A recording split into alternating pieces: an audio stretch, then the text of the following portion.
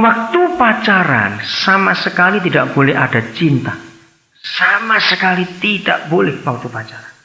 Cinta itu hanya boleh digunakan setelah dua orang itu sah menjadi suami istri. Sebab di dalam cinta ada seks. Di dalam kasih tidak ada seks.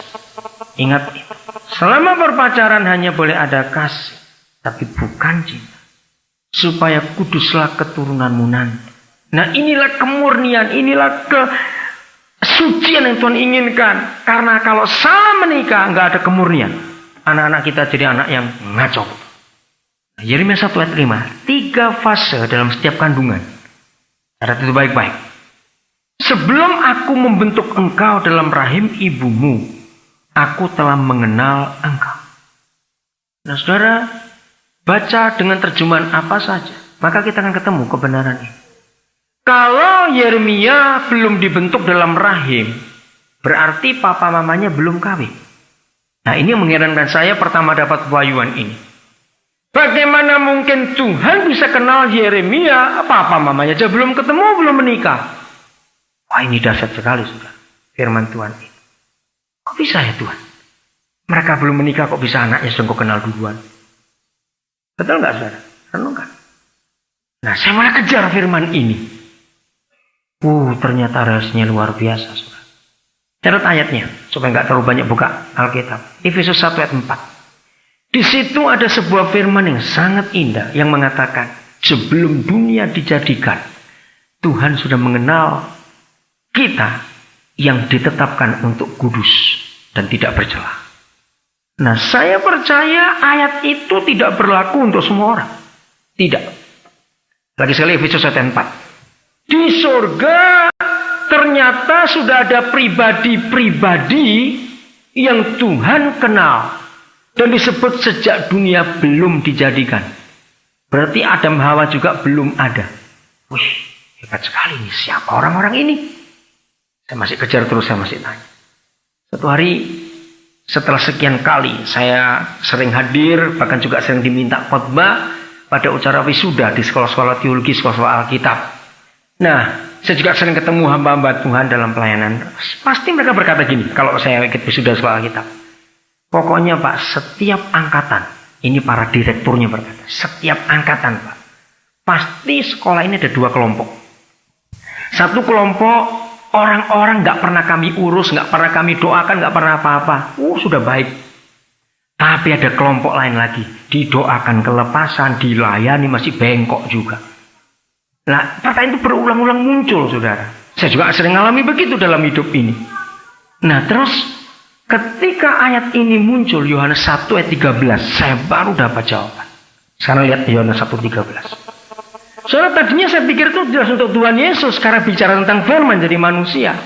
Tetapi karena ayat 13 itu adalah jamak. Orang-orang. Saya pikir terjemahannya salah. Ternyata saya lihat terjemahannya juga jamak. Jamak. Orang-orang yang dilahirkan tanpa hawa nafsu, tanpa dosa, tanpa keinginan seorang laki-laki. Itulah anak-anak yang lahir karena kerinduan Tuhan. Wah, saya tertarik dengan ayat itu. Apa ada anak seperti ini di dunia? Coba baca baik-baik Yohanes 1:13. Jadi Tuhan itu mencari generasi, saudara, yang lahirnya tanpa hawa nafsu. Seorang tokoh dari sepupu kita, sekarang dia dipakai Tuhan luar biasa, namanya Pak Isman. Saudara, dia bertobat percaya Yesus gara-gara ayat itu. Ketika dia mencari bukti kalau ada orang yang dilahirkan tanpa hawa nafsu laki-laki, saya akan percaya pada orang itu. Dan dia sesumbar begitu. Akhirnya dia ketemu Tuhan. Ayat itu ada. Nah waktu saya tahu dia bertobat dengan cara itu, saya tambahkan. Ternyata bukan cuma untuk Yesus itu. Berarti kan ada orang-orang. Dia juga baru terbuka. Iya kok orang-orang. Bukan orang. Kalau satu tunggal adalah Yesus. Ini jamak. Lalu kami diskusi. Bill Gaddard, idola saya dalam khusus masalah keluarga. Hamba Tuhan dari Amerika ternyata dia juga nggak menikah, tapi dia tokoh. Gorbachev, presiden Rusia pada zaman itu, begitu kagum. Sampai saudara dalam 4 tahun berturut-turut pemerintahan Gorbachev di Uni Soviet zaman itu. Maka semua anak didiknya Belgradad itu ribuan setiap tahun itu dari Amerika menjadi pengajar di sekolah-sekolah dasar SMP di Uni Soviet. Kenapa Mikhail Gorbachev tertarik pada Belgradad? Karena dia orang pertama di dunia menemukan rahasia Maleakhi pasal 2. Bahwa kalau ada suami istri melakukan hubungan seks di dalam doa dan tanpa hawa nafsu, maka akan lahir anak-anak seperti Yohanes 1 ayat 13. Luar biasa. 4 tahun berturut-turut, saudara. Dan Gorbachev, Belgradad menjadi penasihat rohani. Gorbachev itu dalam tulisan ditulis, luar biasa. Di Jakarta ada perwakilannya di daerah mana waktu itu? Di mana Pak Ari kalau ingat itu yang kelompoknya namanya Basic Youth Conflict. Itu salah satu doktrin pengajarannya dan sangat bagus. Ada perwakilan di Indonesia.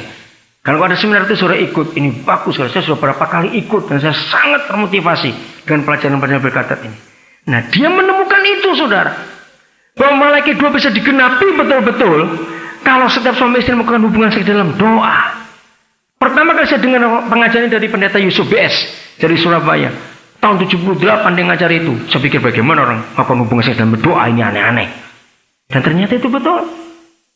Saudara, jadi Tuhan menginginkan keturunan ini yang sungguh luar biasa yang Tuhan rindukan.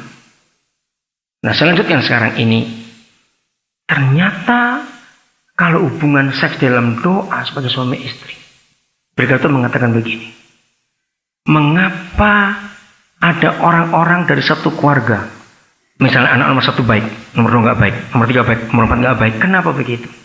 Nah, dia punya teman ahli genetika. Maka temannya ini yang ahli genetika menyelidiki Maleakhi 2 itu. Nah, waktu saya belajar itu saya tambahkan dengan Ibrani pasal 13 4 juga. Mengapa Tuhan minta dikuduskan tempat tidurnya suami istri. Jadi saudara, dari 250 juta sperma yang keluar sebagai laki-laki normal dalam hubungan seks itu yang keluar saudara secara normal itu 250 juta ekor sperma. Coba bayangkan itu. Dari 250 juta ekor sperma, Tuhan menetapkan hanya 1 secara normal, kecuali kembar ya, itu urusan lain, yang jadi orang. Nah, dari 250 juta itu, saudara, ada 2 kekuatan yang harus dipilih untuk suami istri itu. 1 kekuatan alam, ya udah biar terjadi natur saja, pembuahannya jadi atau enggak urusan nanti. Tapi yang kedua adalah kekuatan Tuhan. Kalau suami istri itu menikahnya kudus, tempat tidurnya kudus, maka suami istri itu setiap kali hubungan seks dan Tuhan tahu akan ada keturunan yang lahir. Maka dari 250 juta ekor sperma yang hari itu keluar, Tuhan yang tahu kromosom dan DNA mana yang paling sempurna dari 250 juta ekor lebih itu. Coba bayangkan. Karena dia yang buat, maka dia yang tahu. Nah, Belgradad berkata, kalau setan ingin campur tangan, dia pilih yang paling jelek kromosom dan DNA-nya, yang paling rusak. Oh iya, saya merinding waktu baca pengajaran itu, saudara. Jadi anak-anakmu keturunan nanti baik atau tidak, dimulai dari masa mudamu dalam pacaran kau kudus atau tidak. Maka itu saya tekankan, bicara cinta harus bicara tentang keturunan nanti. Karena seperti ini Tuhan rindukan. Jadi Efesus 1 ayat 4, ternyata ada sekian banyak, saya nggak tahu berapa jumlahnya, itu rahasia Tuhan. Yang sudah lahir pun sudah begitu banyak. Saudara cepat cari bukunya Mellen Hegi tentang keturunan. Itu ada daftar dari Amerika. Jonathan Edwards, orang yang takut Tuhan, keturunan jadi apa, berapa ratus. Itu menarik sudah dibaca. Di surga masih ada sekian banyak, saya nggak tahu berapa jumlahnya. Orang-orang hebat yang akan menjadi pembuat sejarah di dunia. Lalu Tuhan mencari papa mama yang cocok untuk orang-orang itu.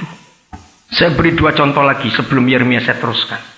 Mari kita buka Keluaran pasal yang kedua. Perhatikan ayat ini. Ayat 1 mulai. Siapa yang lahir di sini?